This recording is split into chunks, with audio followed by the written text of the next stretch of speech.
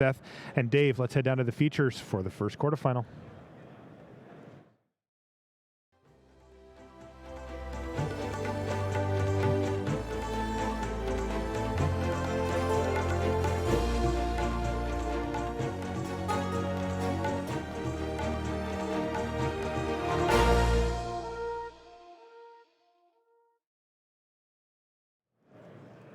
Hello and welcome to coverage of Grand Prix Providence. I'm Marshall Sutcliffe in the booth with Jacob Van Lunen. We're ready to go for our quarterfinals here. We've got a nice one lined up. Seth Manfield on Black Green Delirium playing against Dave Shiels.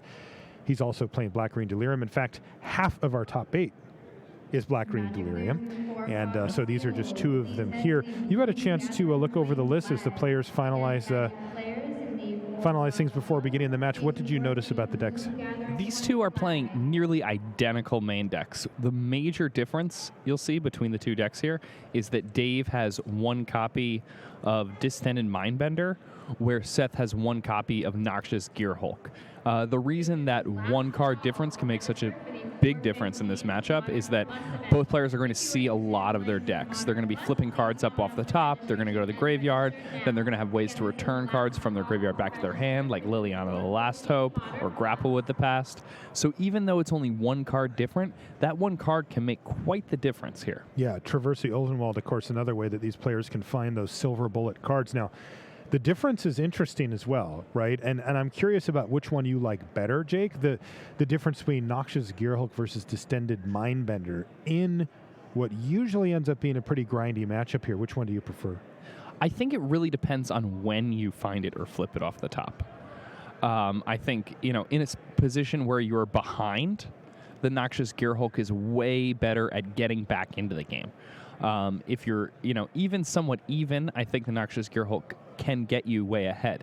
However, if you're at parity or ahead, then a card like Distended Mindbender is just going to put you so far ahead. It's going to pluck the 2 most important things out of your opponent's hand in most cases, at which point you're just going to be able to run them over, presumably.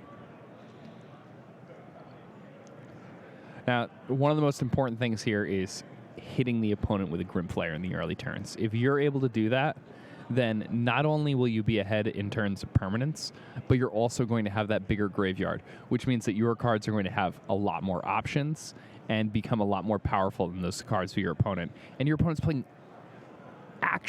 the same cards as you, just to a smaller effect.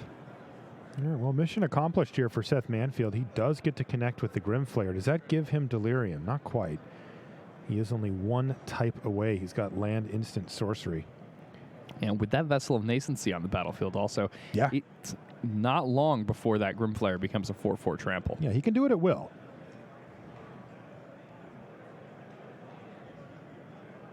Okay, a Grimflayer for Dave Shiels, but you can see being on the draw here really punishing Dave, as now Seth can just attack. Another problem here for Dave is that he just didn't have a spot removal spell, especially an inexpensive spot removal spell to get that Grimflayer off the table, where Seth had the Grasp. So Dave didn't even have an option to block with his Grimflayer. He just had his destroyed, and then immediately Seth got to get that trigger, which was huge.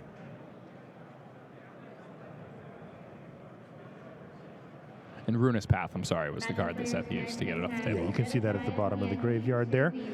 In the meantime, Delirium acquired even further, as Seth is going to crack that Vessel of Nascency and see what he wants to grab. And in the process, grow his Grimflayer up to a 4/4 with Trample that's going to be able to attack right through the opposing Grimflayer and really fuel the fire here for Delirium. At this point, the onus is on Dave to get back into this game, and it's not going to be easy. It's so funny because these decks seem so grindy and like they're really fighting to get back into the game when we've watched them play against vehicles, or even a lot of the time when you watch them play against Blue-White Flash. But here we're watching the mirror match, it really becomes very much a tempo deck because you're trying to get that engine going before your opponent does. Because we're going to see here that games are often won in this mirror by Emrakul the Promised End.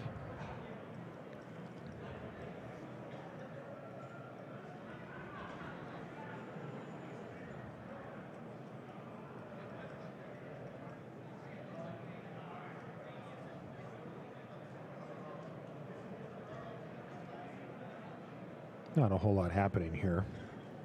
Little plotting in the early stages. We are in the top 8, of course, so every pro point matters here.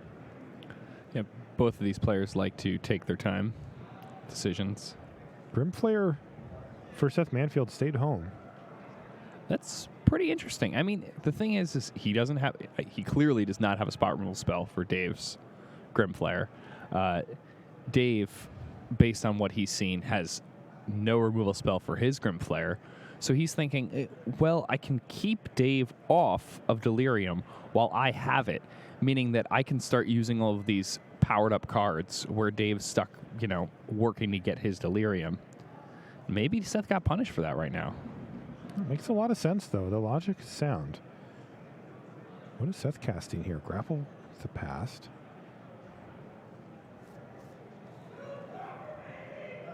Let's see what he finds with this.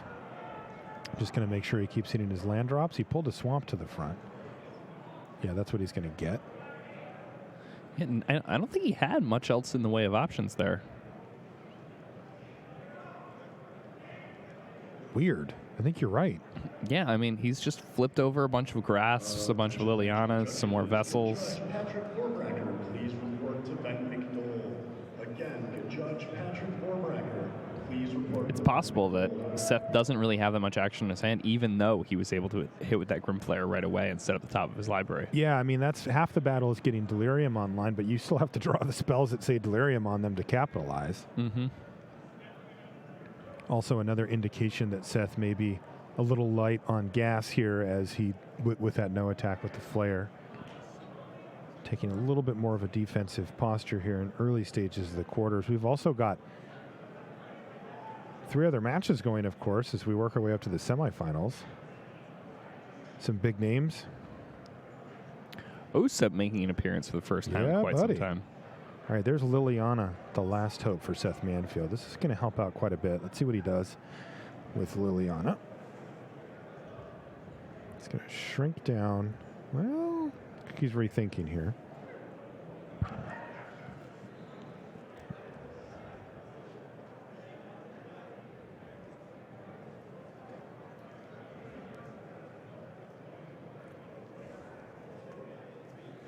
Yeah, I mean, not a ton of great targets here. I think this is the worst we've seen Liliana be when it's been cast this weekend. Still pretty good, though. He's got a traverse here. Okay, this is big. This is really big. Yeah, this is with Delirium, so Seth can go. Yeah, he can set himself up for Ishkana. Ooh, how about Noxious Gearhulk? Ooh, and that's one we talked about. Yeah, love that card. It matches up really well against Kalatas. Dude, Noxious Gearhulk matches up well against the world. Bring it on. Love that guy. Seth is playing a land this turn, isn't he? I believe he has. Did he? No. He hasn't yet. Oh, you're right. He did not, because last turn he got grappled and then got the swamp. So there's no way that he's already played his land for this also turn. He should be 1 land ahead of Dave. Seth, with the higher seed coming into the top 8, got to choose whether to be on the play or draw. To the shock of no one, he chose to be on the play.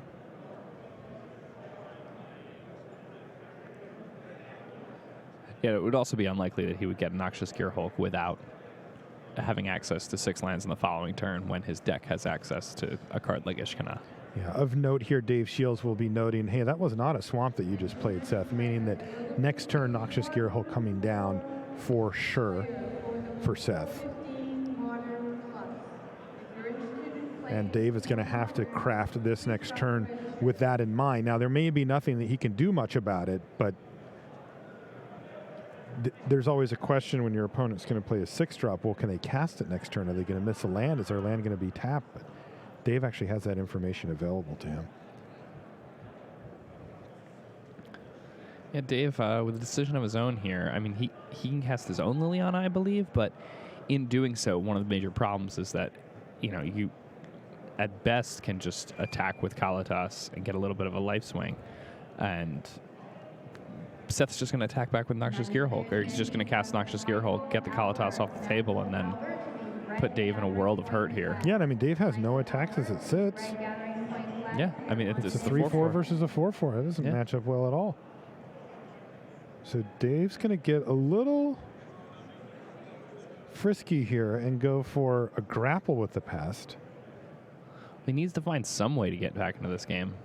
Yeah, he knows he can get that Grimflayer back. He also found another. Oh, interesting. So depending on what's in his hand, he can get Ishkana and try to set that up for next turn. Or he can just get another Grimflayer. How's he doing on Delirium? He's got creature, creature, creature, sorcery. So not very good. The grapple. Going to the graveyard now.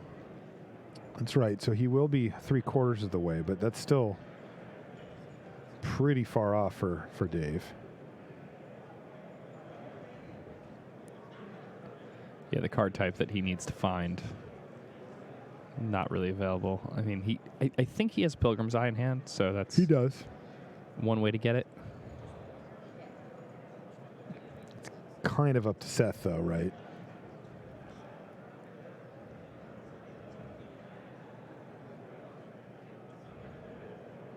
All right. Well, he found a murder as well. So It's pretty good. murder's going to kill Grimflayer, reduce the blocks to nothing, and let Kalitas attack Liliana down to 3 while making a zombie. So big turn there for Dave Shiels.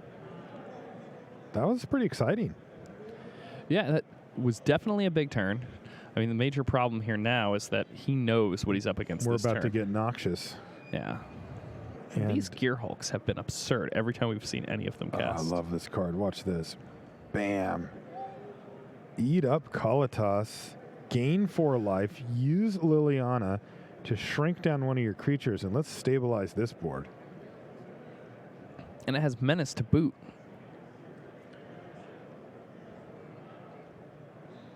The fact that it has Menace too often leads to some real blowouts when you have access to instant speed removal.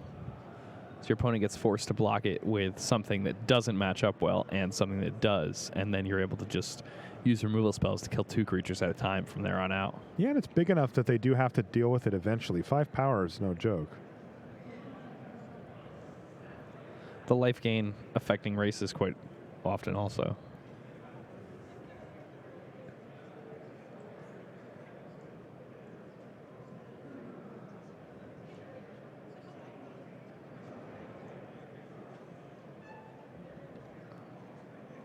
Yeah, Dave now with a way to get this Planeswalker off the table, but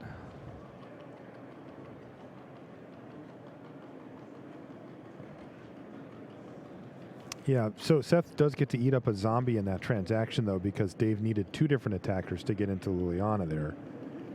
And he's got a Grimflayer as a follow-up. Now, this is a big turn for Seth. He had a really nice turn last time, the Noxious Gearhulk, straight up 2 for 1. Got him a life cushion, got him a big threat. But if he's out of gas here, he actually could start to fall behind if Dave has any answer for the Gearhulk. Kill the Gearhulk and then start crunching with Grimflayers, and the game ends very, very quickly after that. yeah, and Dave still without Delirium, but it seems that he could find it pretty quickly if he wanted to at this point.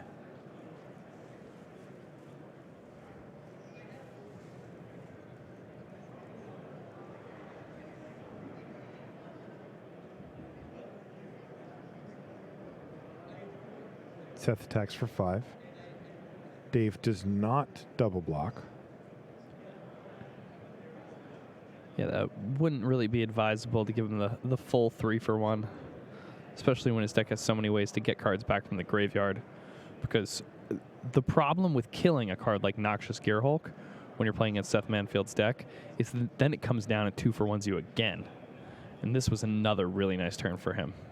Mindrack Demon into Grimflayer for Seth Manfield. I was speculating, well, what if he's out of gas? Well, that was for naught, because he has plenty of it.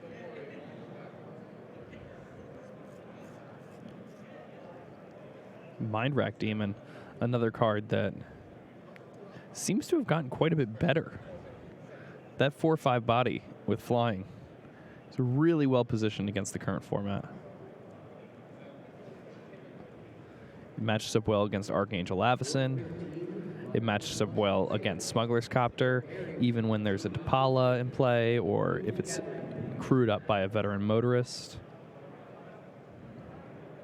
It's just a lot to be said for a 4/5 flyer. You mean Flampler? A Flampler?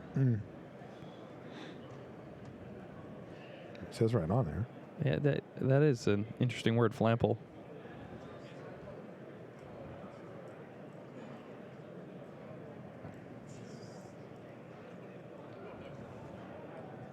It's a technical term.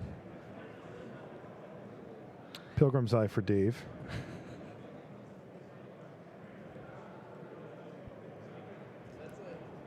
And this Pilgrim's Eye, if it does die, if the eye does die, then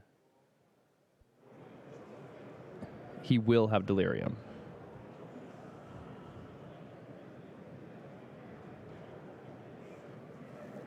Well, there's a Liliana.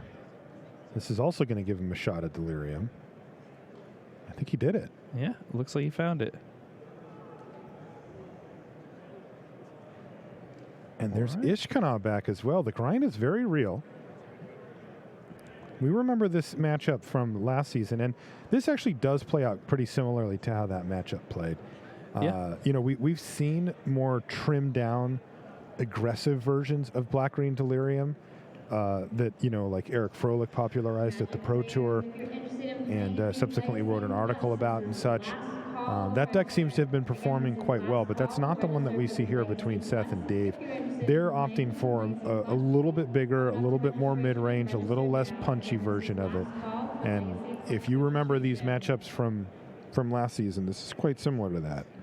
Yeah, I mean, it's a great choice for this weekend, obviously, having made, 4 players make the top 8. But one of the things that I really like about choosing to play Black Green Delirium is that last weekend, the most popular deck at the Pro Tour was Aetherworks Marvel, which really beats up on Black Green Delirium.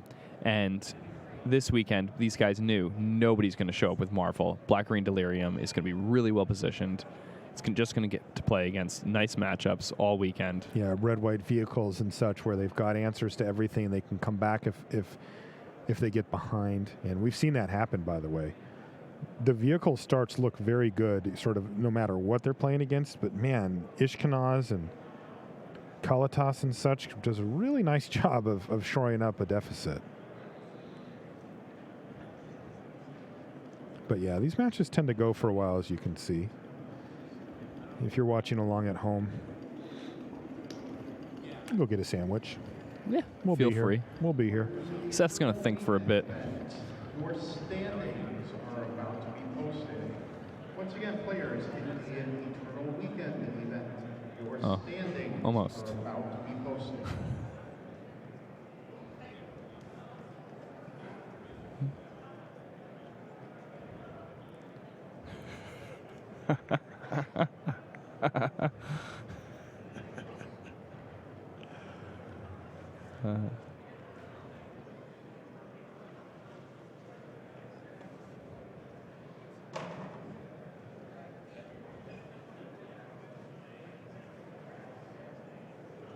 All right, so Seth has decided in the end that the Noxious Gearhulk is going to attack Liliana while the Grimflayer, I believe, is attacking Dave.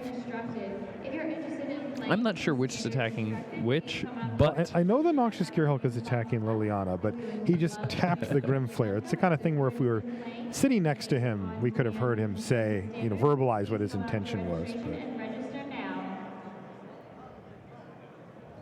And I mean, these are really important combat steps where they're playing for pro points. Both of these people, very competitive. Both had quite a bit of success in Magic.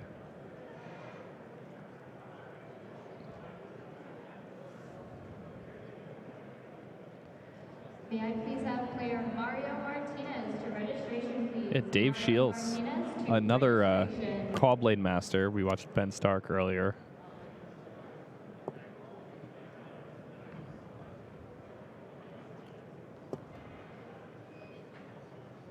Wow, this match is just going at snail speed here. This one combat has taken like 3 minutes or something. Seth deciding how he wants to attack, and then Dave deciding how he wants to block. Now they're going to look at their hands for a while. This one could take a while. Like I said, if you're getting sandwiches, it might. get an extra one. Grab some more napkins. If you're getting sandwiches, bring a pair of them down to the convention center. Yeah, you're going to need it. All right, well, that did resolve, though, and Liliana gets taken down by Noxious Gearhulk, and then one of the Grimflayers ended up trading. That leaves Dave Shiels with just Grimflayer and a Pilgrim's Eye. But on the other side, Seth has some beef. I mean, he's got a Mind Rack Demon and a Noxious Gearhulk. Those are some big creatures, and they are quite handily outclassing what Dave has right now. Yeah, I mean, Seth has been ahead every step of the way this game. The onus is really on Dave to catch up.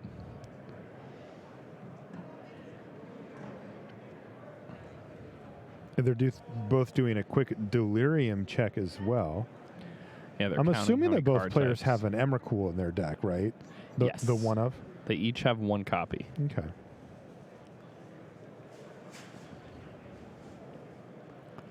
So they each like a count on each other's graveyards. Looks like 6 there for Manfield. I believe only 5 for Dave. Okay. No artifact.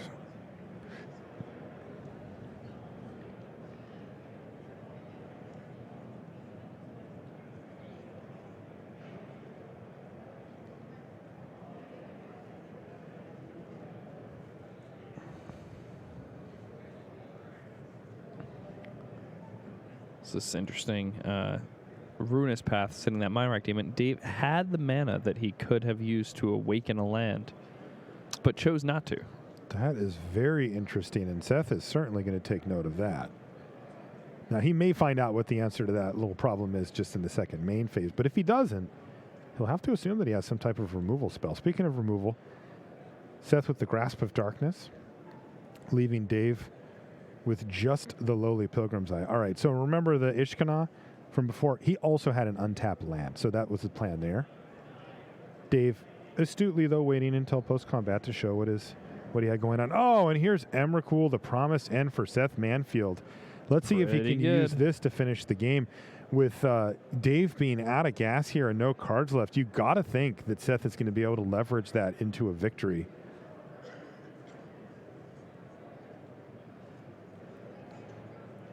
It is just so big.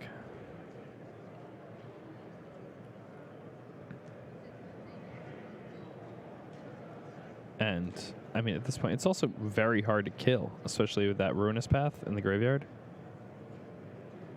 Yeah, and of course, 2 creatures are going to die. Seth is just going to run them into his much bigger, much sweeter creatures, it must be said.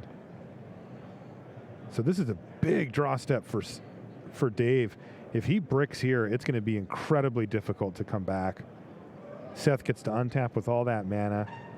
Attack for lethal, force some double blocks on the Noxious Gearhulk. Dave's going to take 13 in the air.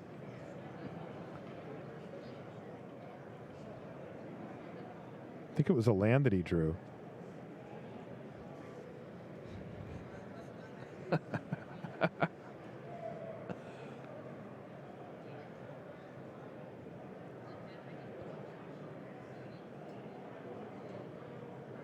All right, so Seth is getting rowdy here. He's going to jam with everything.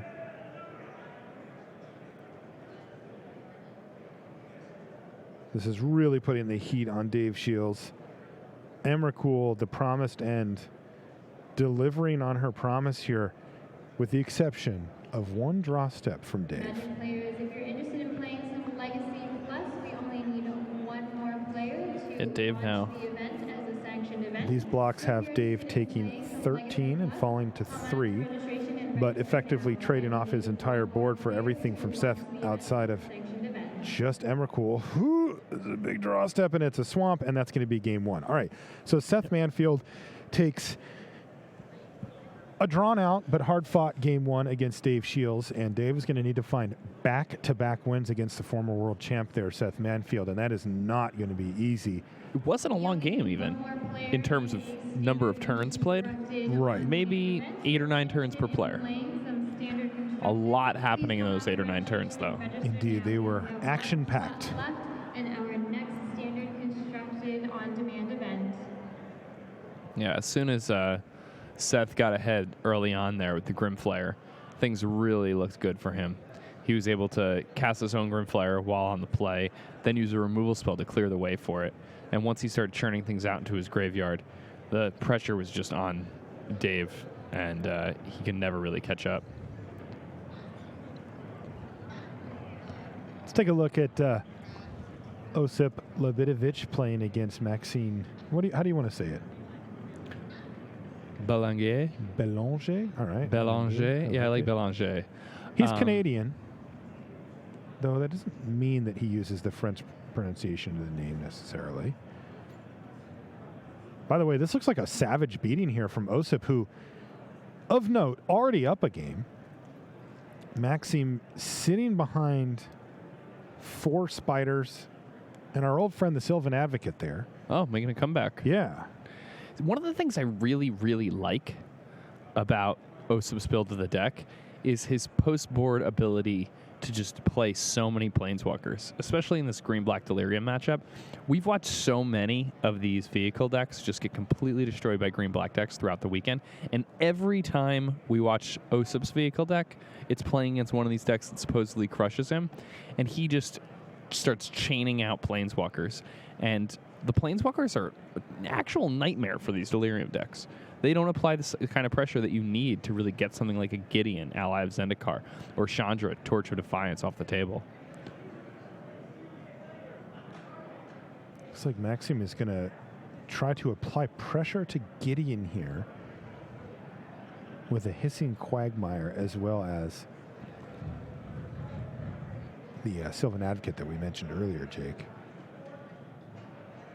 I might be wrong. He might actually just be trying to go for Osip's life total here.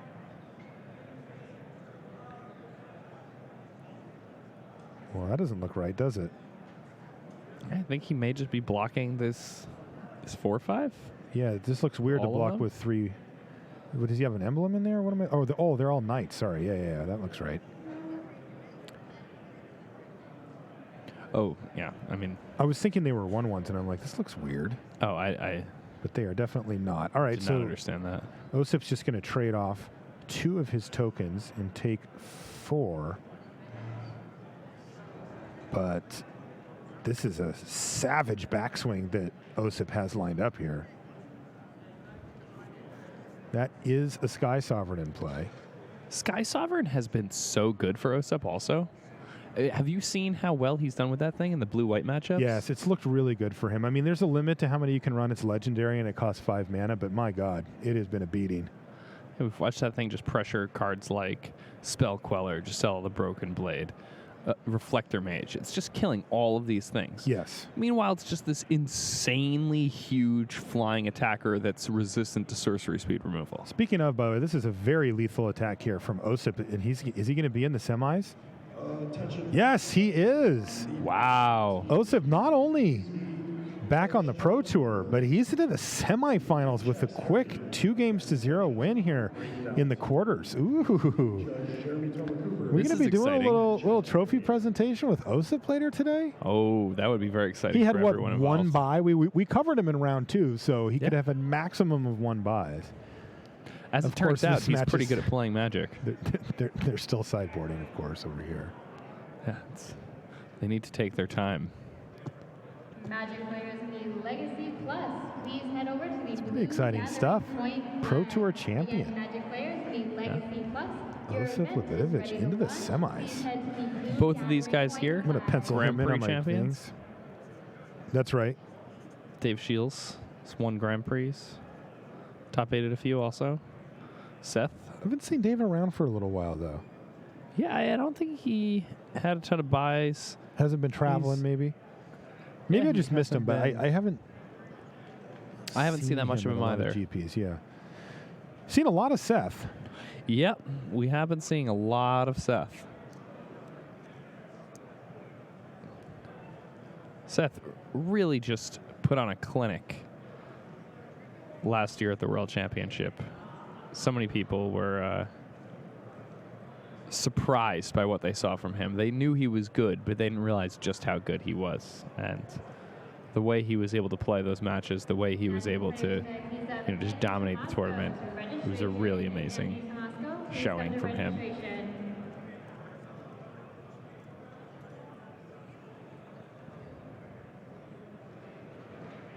Oh, good.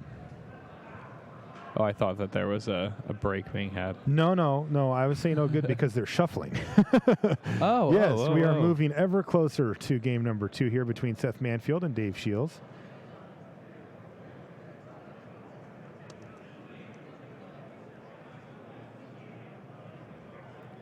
Yeah, these two definitely know each other.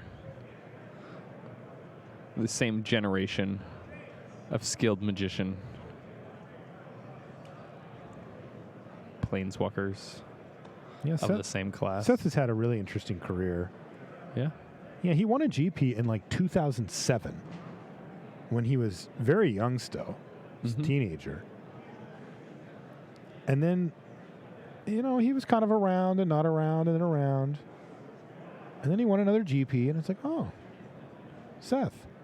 How you Then doing, all of a man? sudden he just exploded and had, one of those seasons that you just dream about. Yeah, I mean, topping off a season with a world championship win is certainly that the was the kind beginning season of his season. You're right, it was. Yeah, like he started it off with a championship win, and he rode that wave. I mean, the only thing that could knock him off was Owen Turtenwald. Like, and even then it took Owen until the last Multiple tournament tries. down to the top 8 to win that player of the year. I mean, it's incredible stuff. All right, let's take a look at one of our other matches. We've got Jackie Wang playing against Ian Bosley here, and this is red-white vehicles. Now, black-red zombie madness. This is a hard deck to name. Yeah. It's got some zombies, but it's not really a zombie deck. It's got some madness cards, but it's not really a madness deck. So we kind of just put it all into one, and I think that it covers it. Like when you see that, you go, oh, right, that deck, the one with the Crypt Breakers and some madness cards and stuff like that. Also, clearly taking advantage of graveyard synergies here. You see Haunted Dead from Jackie. By the way, this is game 3. And Jackie Wang looks like he's in a good spot. Yeah, really starting to assemble that huge board that this black-red zombie deck can do. Yeah, now he can start either attacking for a bunch of damage or even activating his Crypt Breaker to draw cards. He does have 3 zombies at this point. Oh, Skywhaler shot, though, is going to make the race difficult. Not a huge deal, right? I mean, Jackie's not going to shed too many tears about his Scrounger hitting the graveyard. It's not that bad to trade a full card when you just get to buy the thing back. But, in a tempo situation, a situation where time is of the essence, that does actually matter. Yeah, and I mean, Ian here really having to take a controlling posture if he wants to get back into the game, which is, not where he wants to be as a red-white vehicles deck. No, he's having none of it, JVL. He's attacking. Yeah, I mean, he's ahead on life total. Finds a pair of Depala to go with the one that he already has there. A little awkward. We're not going to be able to cast those. If he has nothing else to do with his mana, maybe he just casts one to untap it, essentially. Yeah. So here we go. Jackie is going to make another zombie and throw a whole bunch of blocks in front of the Depala. Before that, he's going to activate his Crypt Breaker to draw a card and lose a life. But I'm predictably, surprised. replacement Depala hits battlefield here. What were you saying, Jake? I'm surprised you really need to put that many resources into getting the Depala off the table, especially when you just saw that he put 2 additional copies into his hand. The card's legendary. Yeah, I mean, it's just tough because he doesn't want to take the damage. Yeah, don't think I he guess wanted it's a to life total chomp. Yeah, but you're right. Like, you're kind of playing into the hand that your opponent has. I mean, 2 Depalas in hand. It's tempting to try to just strand them. But, here's the madness and the zombie side of the equation. He's going to make a zombie with Crypt Breaker and madness out, Fiery Temper, to kill the next Depala. So Jackie, like I said, he's kind of playing into the game plan of Bosley here, as we saw him having 2 additional copies of Depala by using actual cards to kill Depala. But still, he's on that grind. There's also a Selfless Spirit here for Jackie, but that might not be that great if Jackie can get that Haunted Dead in the graveyard. Please head over to the Red Gathering Point flag. Doesn't seem like it would be too hard. Oh, cancel that order. He doesn't even need it. Liliana and Jackie Wang is moving very close to the semifinals himself. I can tell you that our main match is underway, but no, we're not going back there. We're going to stay here. Yeah. We'll let them Let sort them out. marinate a little bit. Yeah, their first few turns of the game, because I want to see A, how this ends. I mean, this is a game 3, and B, this game just looks way more exciting. These players are playing quickly, and there's a lot of damage flying around the table here. All right, well, he hit a veteran motorist off of that DePaula activation. pretty He good. has been hitting. He also spent some of his mana to activate Needle Spires and send that in. Ian Bosley, just with the full aggros here, just running into everything that Jackie's throwing at him. But Jackie has Crypt Breaker going, and that looks really, really good. Crypt Breaker has just been doing so well. It absolutely has. All right, so Jackie's going to trade off a bit of his board here. But, again, he gets to lose a life and draw a card.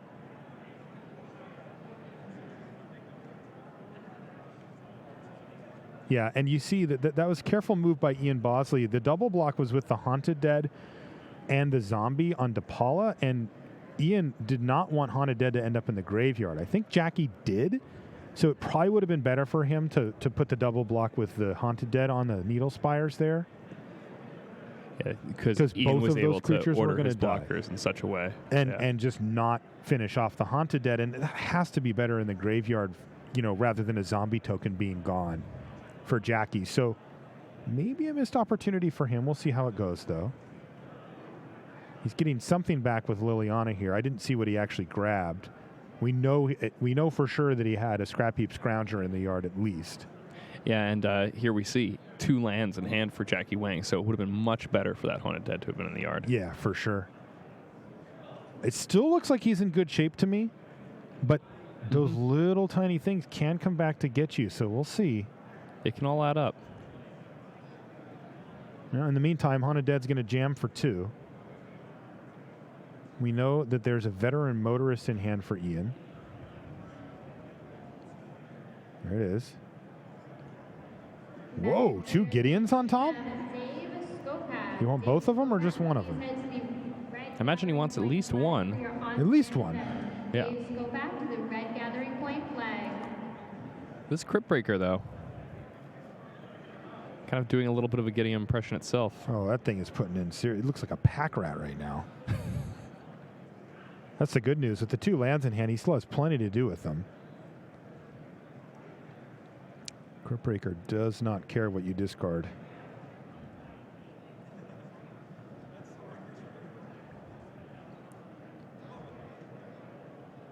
Magic players And that Crypt Breaker has been on the battlefield since we joined this game, Jake, and it has not left. And that's a major issue for Bosley, who's found decent threats. Chained together a few DePaulas. He's got a veteran motorist now, but Jackie really using that Crypt Breaker to his advantage. Yeah, and there we see that sick interaction we've seen so many times this weekend where Liliana, the last hope, just gets to point-and-click kill a veteran motorist. She just looks over at it, and the motorist is like screech out of the parking lot. It's really bad. Like, killer stare. Yeah. Okay, Gideon for Ian. We knew that was coming. But you got to like Jackie's position here. Oh, of course. He's just able to overpower. He can just kill Gideon. I mean, now Jackie can just turn Can he just kill Ian? all of his creatures sideways. 2 unknown card, or maybe 1 unknown. At least one unknown card from Jackie's perspective for Ian in his hand. If he turns everything sideways and Ian goes block, kill your thing, then it's not lethal, right? That's 2 creatures disappearing there, so it would be just a little bit short at 5 damage, I believe. He could plus the Liliana before the attack. Mm-hmm. But still, he's got to be worried. I mean, Gideon attacks for 5 on his own. He's at 6. It's true. Is there another Needle Spires in there somewhere? I don't think there is. It doesn't look like any non-basic lands beside that pair there. Ooh, this is interesting. Jackie's deciding what he wants to do. He also has to decide if he's going to go for the kill, he can do that, or he can go for Gideon. Oh, it was a Skywhaler shot in hand for Bosley as well. So he actually had that scenario. Yeah. But the good news for Jackie is this didn't really hurt him that badly. He's still getting in for damage. He's trading off card for card and then token for token. And Ian's down to 2 now, and he still has a Crypt Breaker back, plus Liliana to grab him whatever else he wants. And he also just got a prized amalgam in his graveyard. Oh, did he? Oh, that's so decent. now he's returning the 1 Scrounger to his hand. Yeah, it doesn't look like he can actually cast the prize amalgam. He can discard a Crypt Breaker though, but I don't think he wants to do that right now. Maybe he does.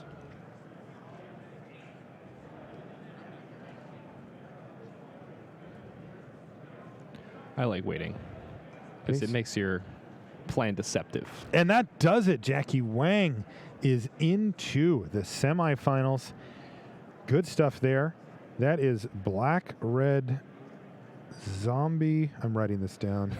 It's a lot of words. A lot of words. Madness.com. All right, so he's through. We know that Osip is through as well. That leaves 2 matches left, Seth Manfield and Dave Shiels, which we're going to jump back to in the middle of Game 2. Also, Zachary Keeney is playing against Yishin Wang. That is white-blue versus black-green. Which I imagine might become the classic matchup of this format. Could be. Could be. Well, these red-white decks are definitely a pillar as well. Yeah. Yeah, either the red-white or the Mardu version are the real deal for sure. Interesting. I feel like we saw so much more of these 4-color and Mardu versions throughout the weekend, and now that we get to the top 8, it's just 2 straight red-white versions. It's true. It might be somewhat telling. All right, Ruinous Path is going to kill a Tireless Tracker, leaving Seth Manfield with no threats and a clue, versus Dave Shiels, who also has no threats, but a Liliana on 5 loyalty. Magic players in the 230 Team Sealed event. Threat acquired. Seth Manfield has a Mind Rack Demon. I can't quite see exactly, but I'm sure he has Delirium at this point. I see I saw creatures, instants, lands, and sorceries already. Yeah, so I guess I can see. And so that'll set him up to not be taking a bunch of damage. And Dave says, hey, if you're going to make a flyer, I'll make a flyer. Unfortunately, the Flample that we've spoken about already. I'm talking about also the 3 extra power and the 4 extra toughness. Does tend to overshadow the Pilgrim's Eye a little here. Liliana's up to 6 loyalty, but that may be plummeting soon unless Dave has an answer. Now, if Dave does have Murder or something like that, heck, it's kind of funny. Pilgrim's Eye actually could matter here if what he has is Grasp of Darkness. Let's see what happens. Because if he does, he could be in really good shape hiding and trying to maximize on Liliana going for ultimate or something along those lines. Block. It's back on Seth. Seth has pass priority if he wants to. Oh, Dave doesn't have it, though, so he's just going to use it to reduce the trample damage by 1. Which does mean, though, that Liliana only takes 1. Yeah, really wants to work toward this ultimate here. He's trying, but this is not a winning proposition as it sits. Yes, it looks like Seth did have some mana issues this game, but he's getting out of that pretty quickly.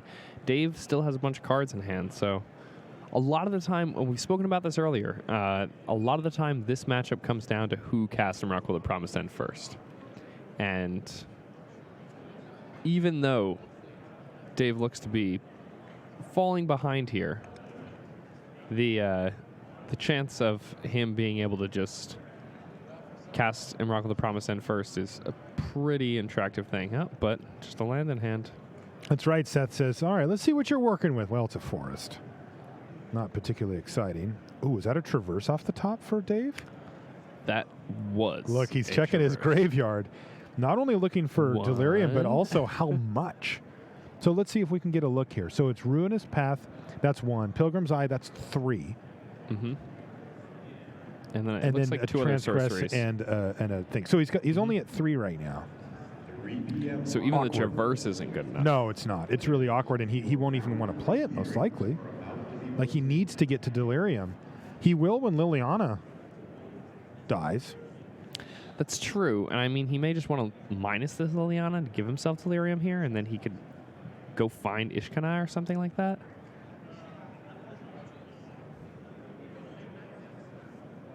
It's difficult. I mean, he needs to have Liliana get attacked here, right? Like, part of the equation.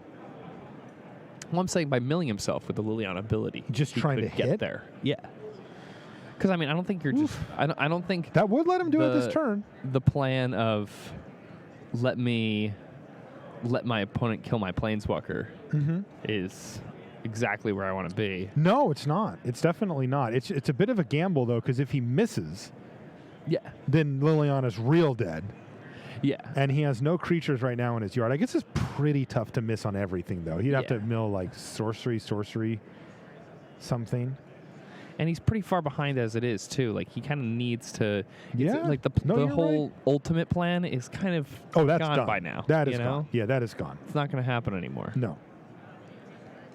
Well, he decided to let Liliana take one for the team here, and unfortunately for him, Seth has found Ishkana Graph Widow, and that is the type of card that can start to really put this thing away. Yeah, it's a really tough spot here for Dave. He found a Grimflayer off the top of his library, which is fine, but he still doesn't even have Delirium yet.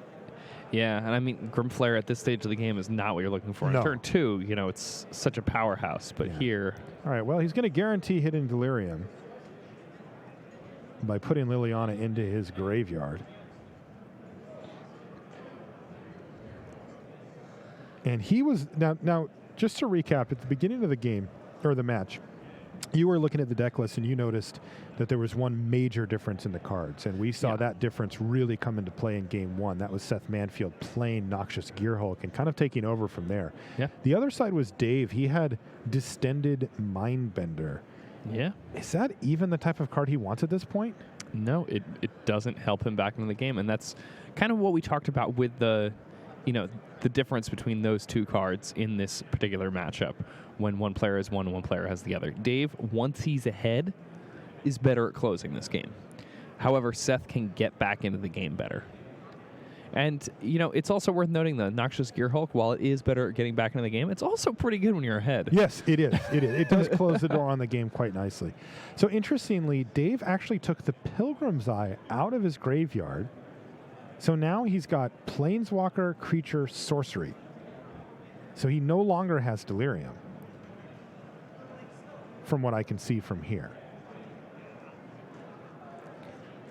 No, I think you're right.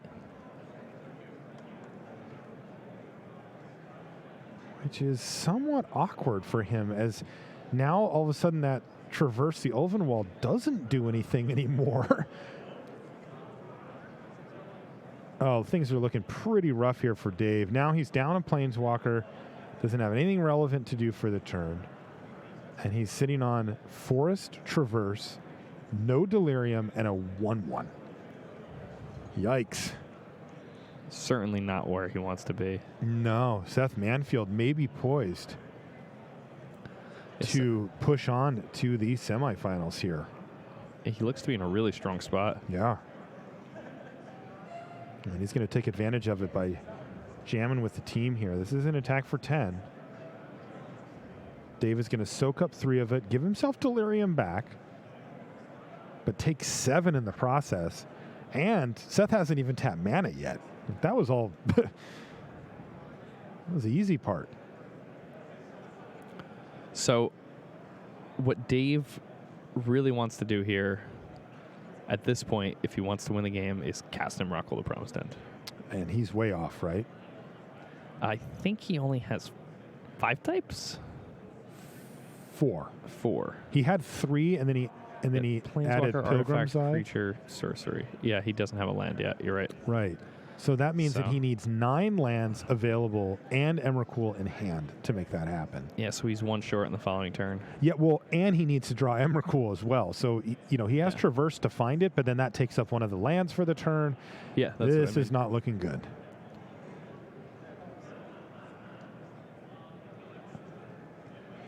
And meanwhile, Seth, drawing extra cards with clues, now has this vessel ready to go, find him whatever he needs.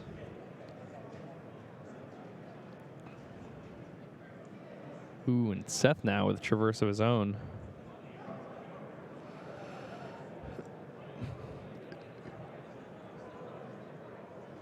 This is Seth going and finding Rock of the Promised End of his own.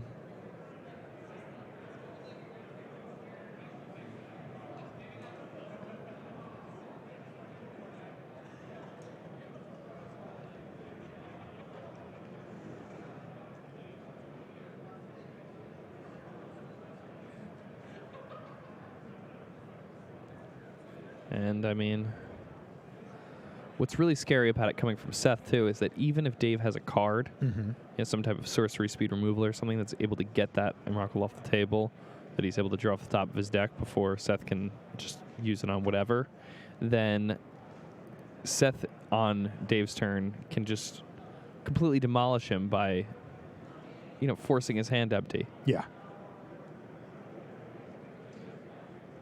Yeah, this is looking real tough for Dave here. Here's the Traverse.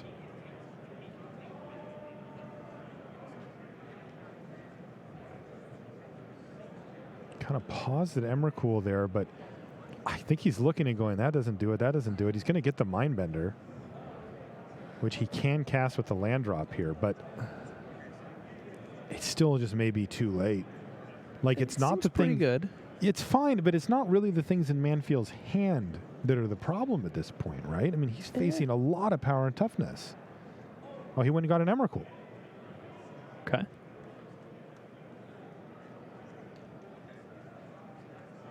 Just decided this is it. Okay. That would be next turn that he can cast it with a land drop.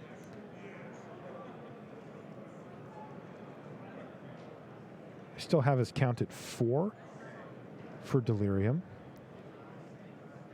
He's got I believe 8 so. lands. He hasn't got any extra. Yeah, he's got 8 lands, so he'd need to hit 1 more land by next turn that's untapped. And then he could cast Emrakul. Is he looking at 13 damage, though? There's 3, 6, 7, 8, 9, 10, 11, 12 from the Quagmire. So no. Dave could go to 1 and then play Emrakul. Maybe too late. It may be too late anyway. Okay, well, that helps. It does. Grimflare. And he's got that forest in his hand as Dave as well. So he will be able to cast the Emrakul next turn. The Grimflare can help him stave off a little extra damage. So Seth is going to start planning out for 2-turn kill here. Yeah, I imagine Seth's just going to send everything this turn when he attacks. Yeah, that makes sense. It seemed very unlikely for anything else there to happen. All right, well, there's a Grasp of Darkness just to make sure that maximum damage gets piled on. 10. That's 10, yeah. Yep. Fall down to 3, Dave. Then he gets to play Emrakul. Well, Seth still gets the rest of his turn, too. Let's not forget that. And remember, we know that one of the cards in his hand is the Rock of the Promised End. That's right. He's a little off from casting at this point. Yeah, gonna need a bit more mana. Vessel. Oh, there's an Obnixilis. Seth down to just 2 mana for pretty this good card. turn, but yeah, Obnixilis could do some work next turn if even if Dave does fire off his own copy. Yeah, post-board, their decks do get quite a bit different. Seth has access to Obnixilis, Reignited. Seth also has access to Flying Tendrils, a card we've talked about a bit this week and that we didn't really see at all. Doesn't look great in this matchup, though, right? Oh, no, not at all. But a card that you and I have noted on multiple times versus the vehicle stacks that, ooh, that would be really good right here. Yeah, that could just win the game. There's only 1 hour left in on-demand registration in Grand Prix Providence. If you are interested in playing in our on-demand events here at Grand Prix Providence, Yeah, so there's only 1 hour some more left. decision making going on here. He took the forest.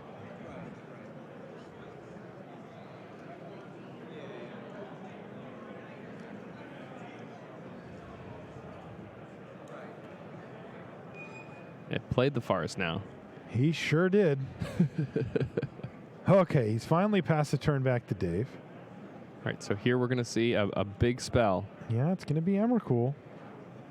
He needs to tap out to do it, but there we go. Emrakul, the promised end.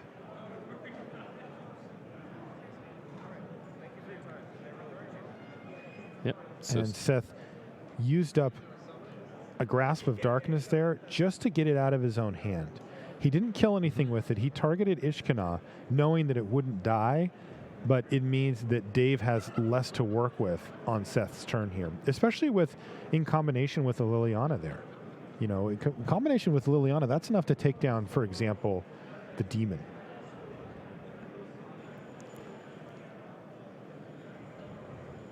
yeah, now, even having cast this Emrakul, the Promised End, Dave in a really rough spot here.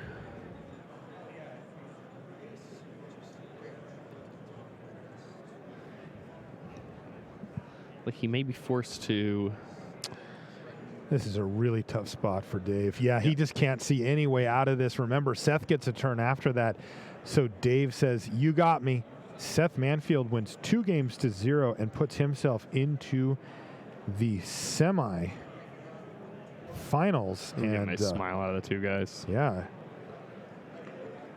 That's going to be Jackie Wang versus Seth in the next one. And that's going to do it for our quarterfinal here from Providence.